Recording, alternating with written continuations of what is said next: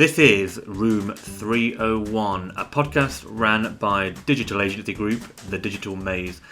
Room 301 is a podcast all about SEO, PPC, website design, social media, and everything in between. Our aim with this is to equip marketing leaders with all the know-how to run and lead an effective digital strategy. My name is Rob. Let's get into it.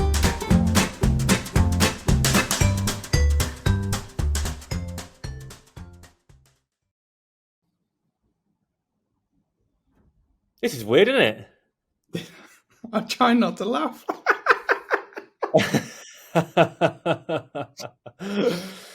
Right, Tighty. We have got Mr. Nelson himself, Mr. Liam Nelson, our technical director. Go on, Liam. Give yourself a little introduction. Hello. Yeah, like you just said there, I'm the technical director at the Digital Maze. So I'm in charge of everything to do with designing websites and building them. We're going to talk about AI again. So we're doing a webinar on AI. It's happening tomorrow. We've done a previous podcast with a contact of ours called Rudy, all about AI. And I think AI is just taken over at the minute, isn't it? You can't go on LinkedIn, you can't go on Twitter without talking about it. It's changing every day. All I keep hearing from Liam and Wayne, who are talking on tomorrow's webinar, is that they have to keep redoing their presentation because things are changing all too fast. But I know we're using AI in some really interesting ways. The SEO team, the PPC team, and the web team, which Liam heads up. So I've got Liam on to talk about how he and his team are using AI, how we're using it to be more effective. What we think is going to happen with AI, how we think it's going to evolve, how it's going to change what we're doing over the next few years. Should be an interesting one. So, first question. How is AI currently being used in web design and development, Mr. Nelson?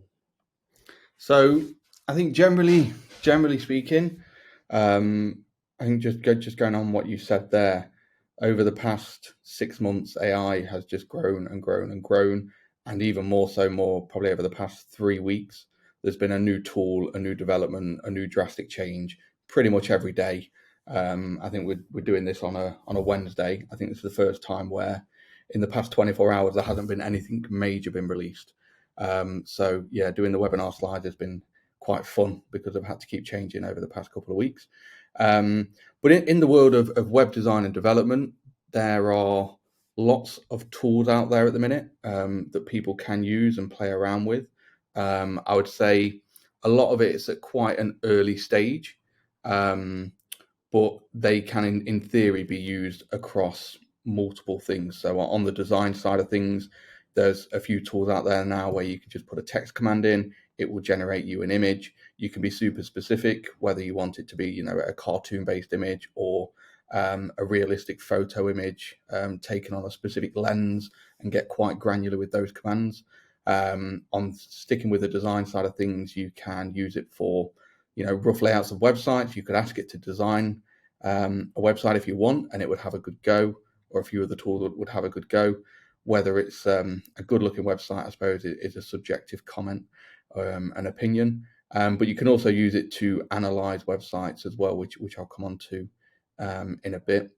The development side is a little bit more black and white because there's not much in the way of visual creativity. But you can use tools at the minute to write code. If you asked it to write a web page, it could write you some HTML code. You can ask it to style the page and it will write you some nice CSS. But the clever stuff at the minute, in my opinion, is the ability for the AI tools to debug your work, suggest improvements, how you can make things more efficient.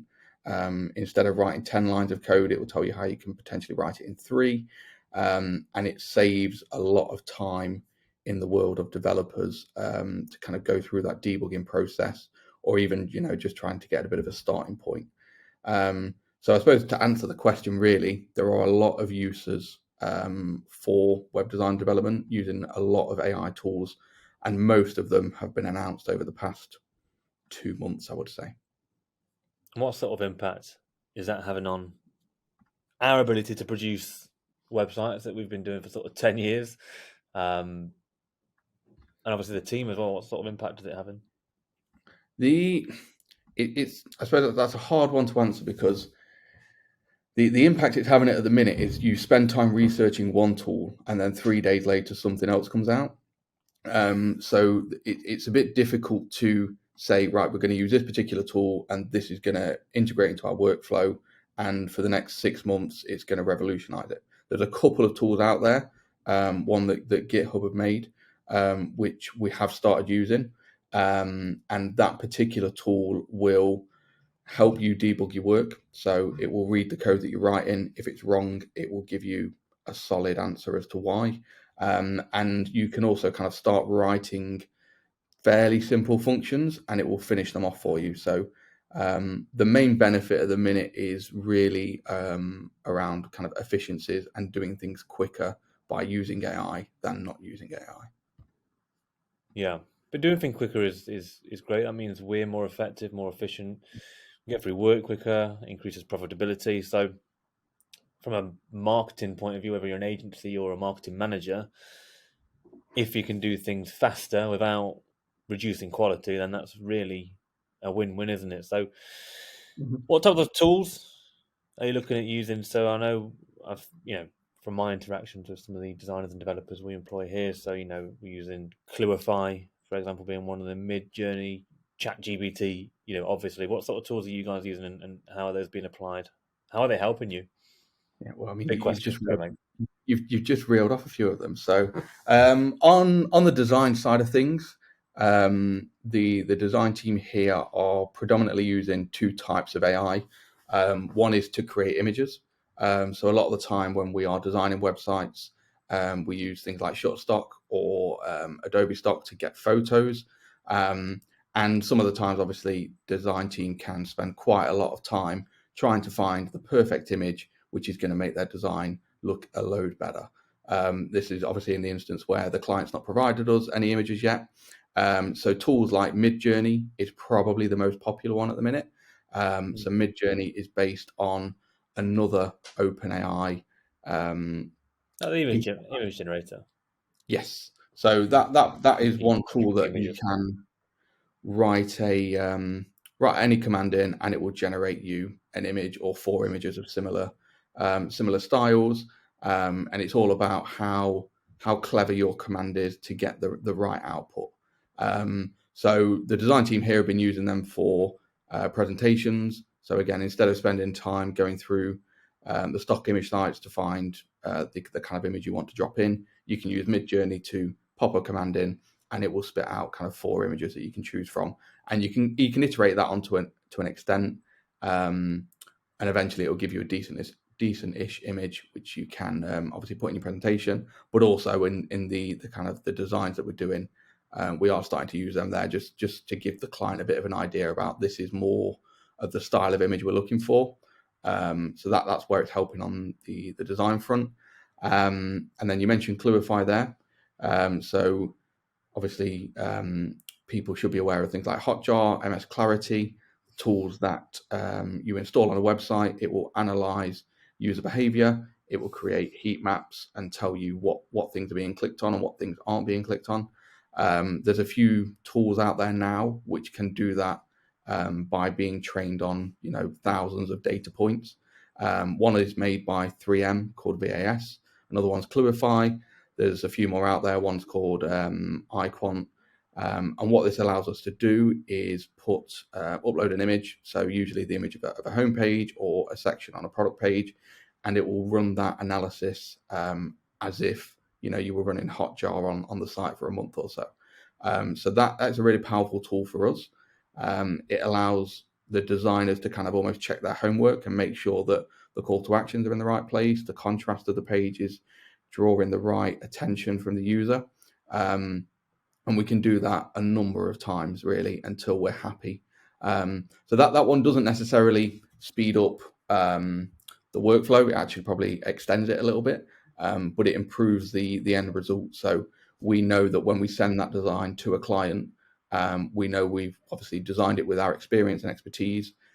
We've ran it through the data tools, which will give us a few tips on where to position things or how to improve the contrast.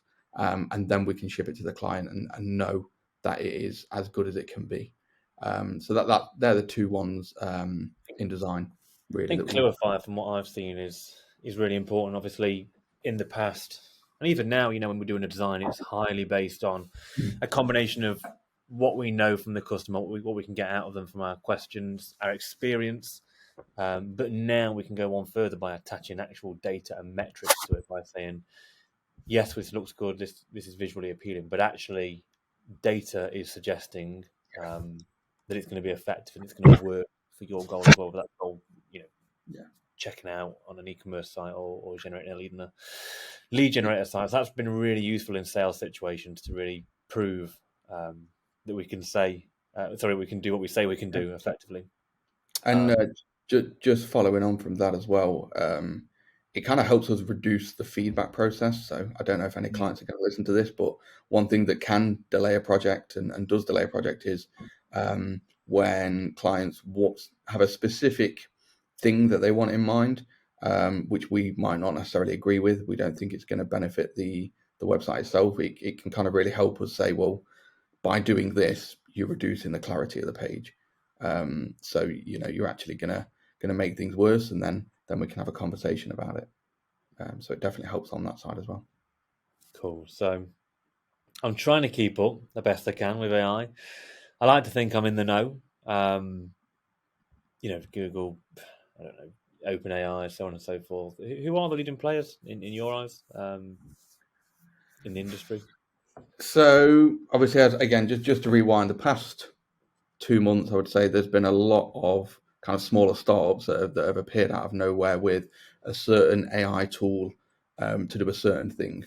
But at the minute, all roads tend to lead back to a company called OpenAI. Hopefully, most people know who they are by now. OpenAI are the business or the organization that are behind ChatGPT. So they have ChatGPT, they have other AI models which can be used for other things, but that's the one that is mostly being talked about and used at the minute. So they're definitely, in terms of big players, they're definitely one. But the main one really at the minute is a company called Microsoft, who everyone will have heard of. So Microsoft have heavily invested in OpenAI. I think they own quite a chunky share now. And as a result, that has helped to speed up the development of things like ChatGPT. But Microsoft have been, over the past 2 years, kind of baking all of this into their suite of products. So Microsoft at the minute are the definite big winners of AI.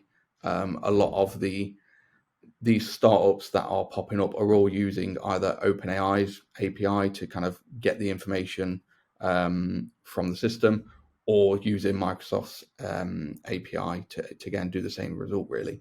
And if you think about Microsoft, obviously they own GitHub, which in the world of development is where all of our code is stored, which is obviously a massive, powerful data center, especially if the code is public. They own, obviously, Microsoft Bing. They've got the Edge browser. They've got the Office suite of applications, including, obviously, Outlook, Word, Excel, so on and so forth. And they've started to roll out AI in all of these tools. Some of them are being tested at the minute. Some of them are available to the public, but they're really kind of creating a bit of a monopoly around the world of AI, and they're doing it the best.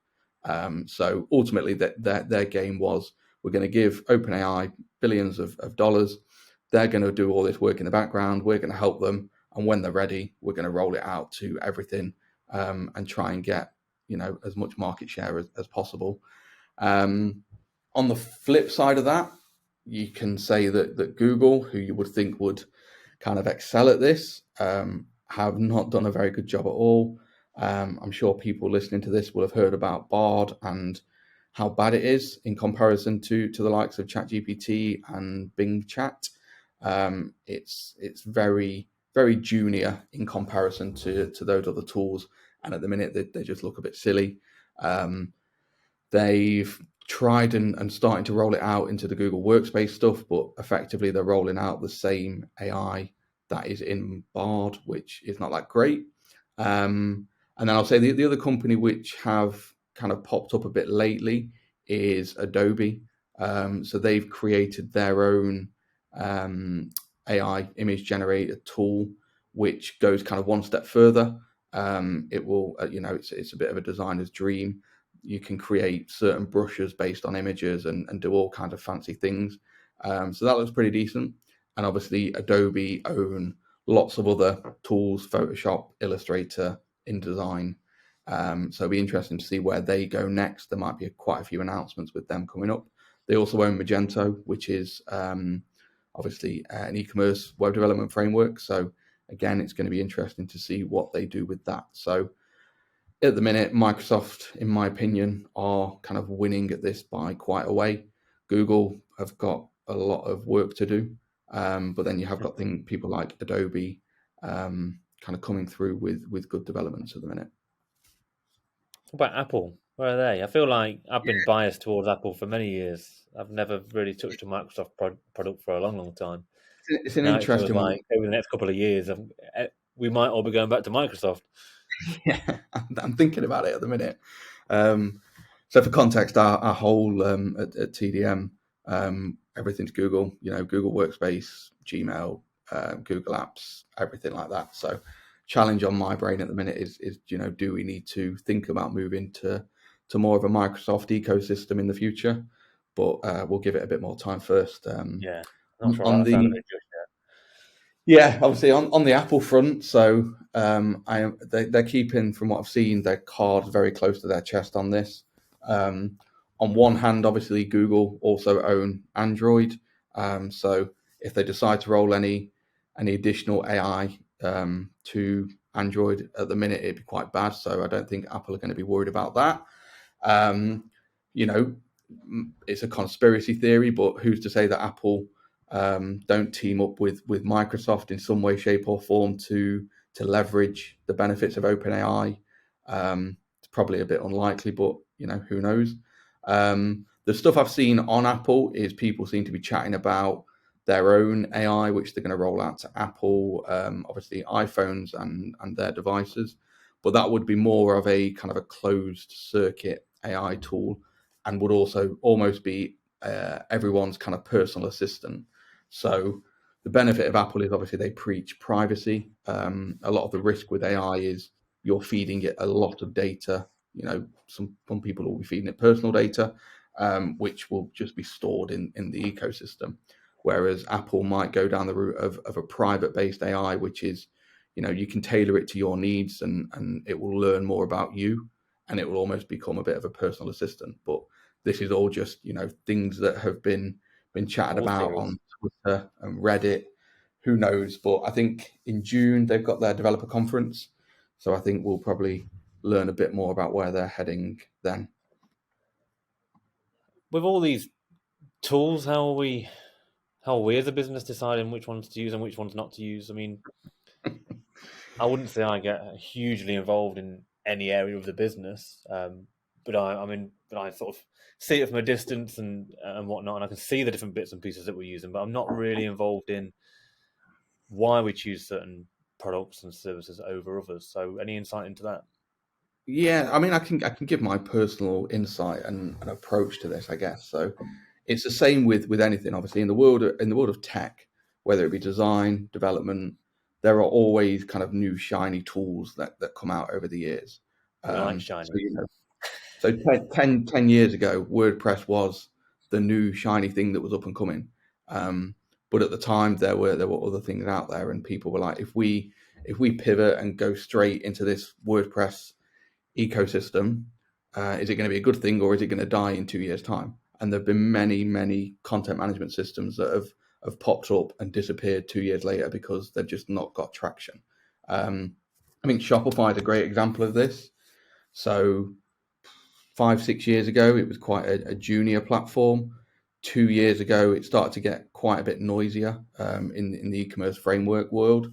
And then it really started kind of eating up Magento share and taking away from Magento at the time. So, and now I think it's the second most common e-commerce framework, and in the world of web development, obviously the most popular being WooCommerce.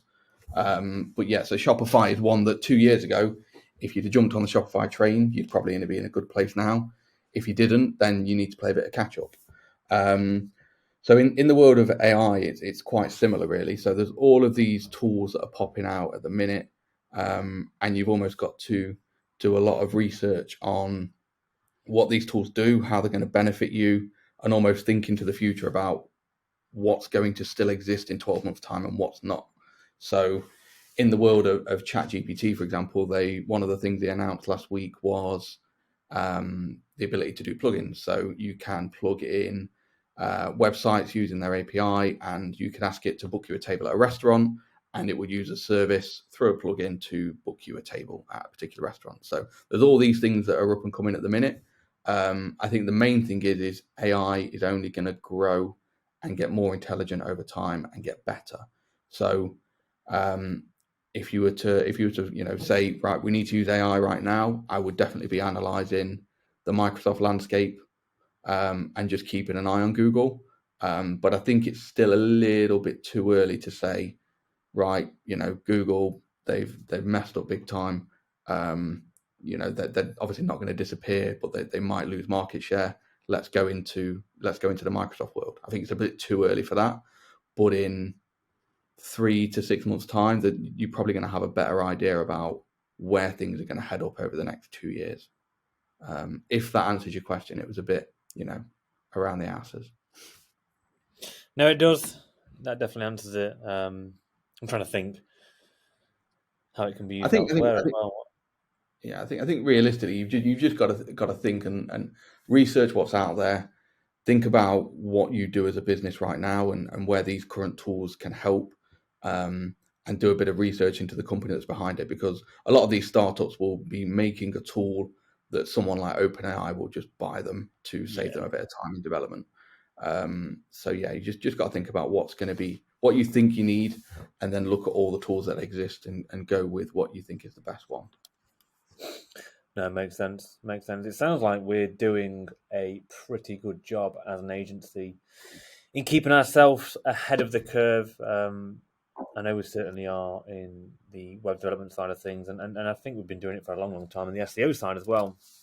And obviously doing it in the right way, the most ethical way, is always really important. So, I mean, do you think everyone should be jumping on it? Everyone should be leveraging it? Talking specifically for like web development, where you spend most of your time, do you think we should be leveraging it? What sort of impact would you like it to see? How are you hoping it affects your department? A lot of questions there. I think in terms of people, I think everybody, whether they work in the agency world or not, need to be looking at this stuff, because in a year's time, 2 years' time, I think if you start that learning process, then you're going to be a little bit behind. So I think you definitely need to be researching what AI tools are out there now and how it can help your business. In the specific world that obviously we're in and I'm in the world of web design and development, there are tools out there right now that will speed things up, basically. So they'll make you produce better quality code faster. You've got to use it in the right way, and a lot of the challenge that I have and I'm having is speaking to the team and getting them to think differently. So in the world of development specifically, at least once a day, and if a developer tells you this otherwise, then they're definitely lying. A developer will be going onto a site called Stack Overflow, and that's because they've hit a blocker, they've hit a problem, and then they can't immediately think about what the solution is. So you'll just go onto Google, type in the problem, end up on a site called Stack Overflow, which is a bit of a development forum, and it will have it's got millions, if not billions, of posts on coding related problems, and you'll find a similar one to the one that you're currently facing. You'll read it, it will jog your memory, and then you'll be able to kind of fix it.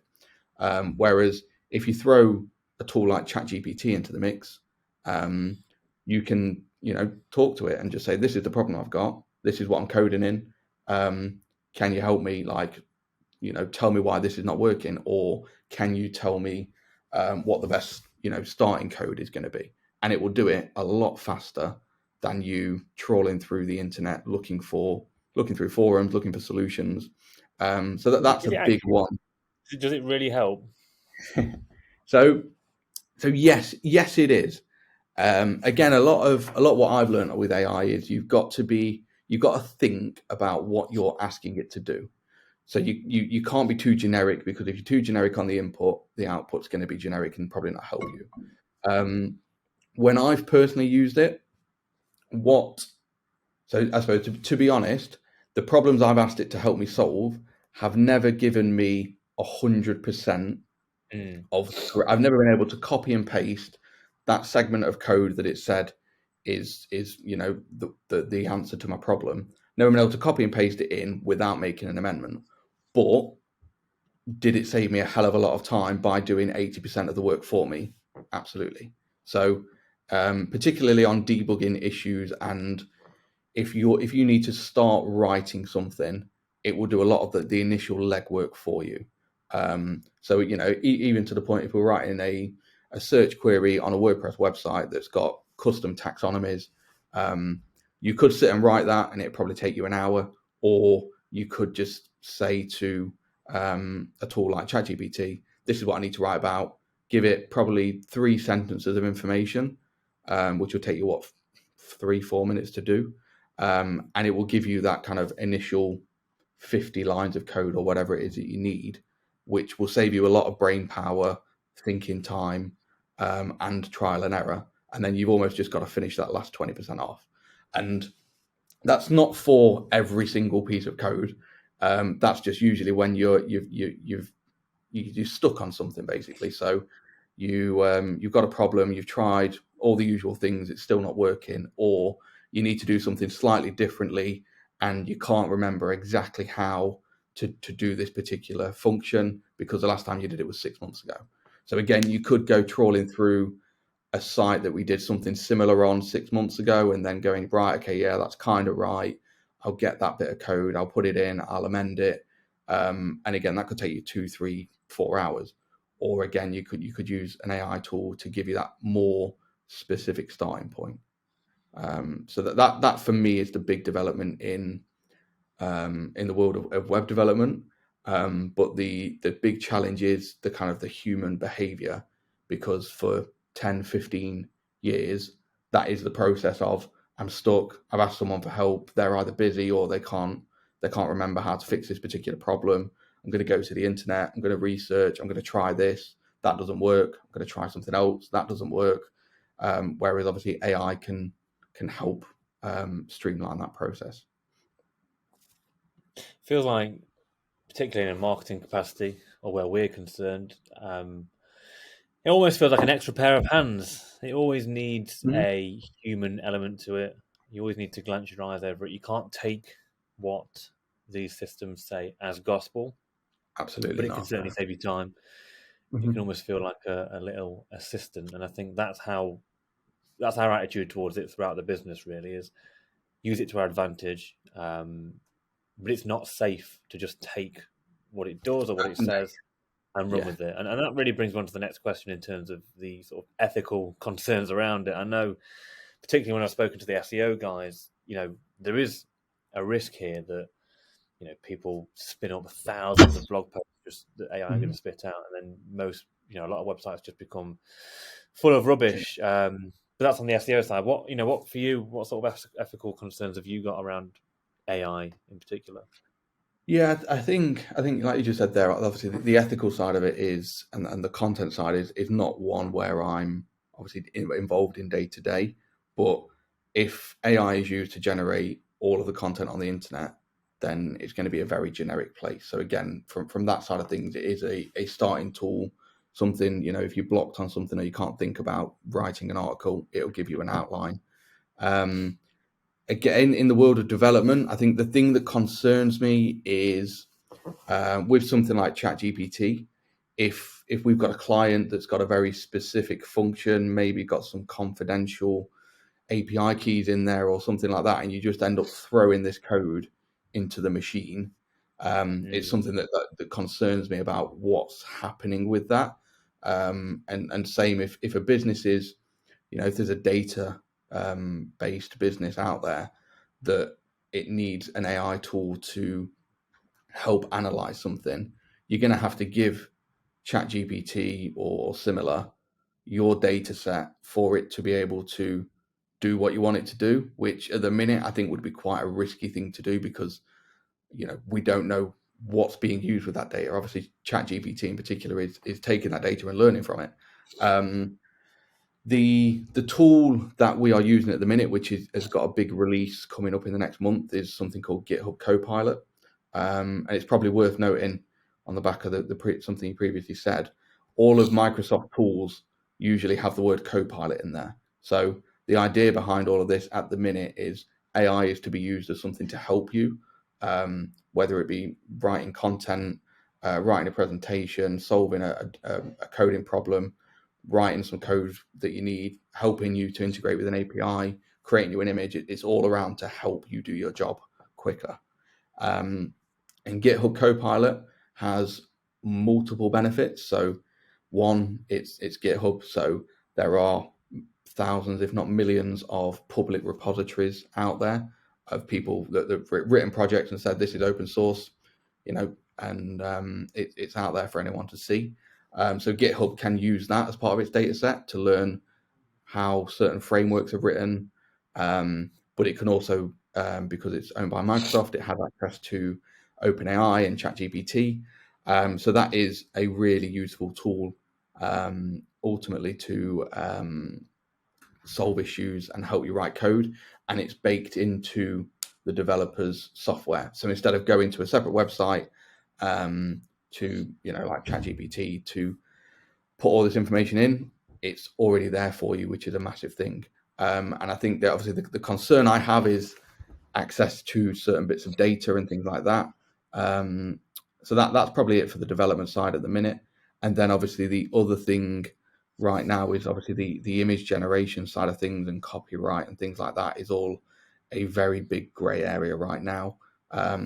I think at the minute the rule is you can use this tool to generate the image, and obviously it's kind of your image, but you can't then go and sell that image on something like Shutterstock or anything like that. I think that's when it gets a bit tricky. And then I think the wider point on this particular topic at the minute is user behavior is starting to change and will start to change even more when people obviously get wind, and it becomes a bigger and better thing. Instead of going to the news website that you go to get your daily dose of news, you can just get that information from AI and it will condense it down to you, and you'll even be able to say, give it to me in this particular format. So much better for the user instead of going to Sky News and reading through a particular article. But all these media publishers are kind of undergoing or starting a big lawsuit at the minute, saying if you're benefiting from all of the data that we have, users aren't going to those sites, they're not getting the revenue from the ads that they normally get. So that's quite a big thing at the minute, and I think that'll be potentially the story of the year in terms of how that plays out. Did not know that. Well, look, all sounds good.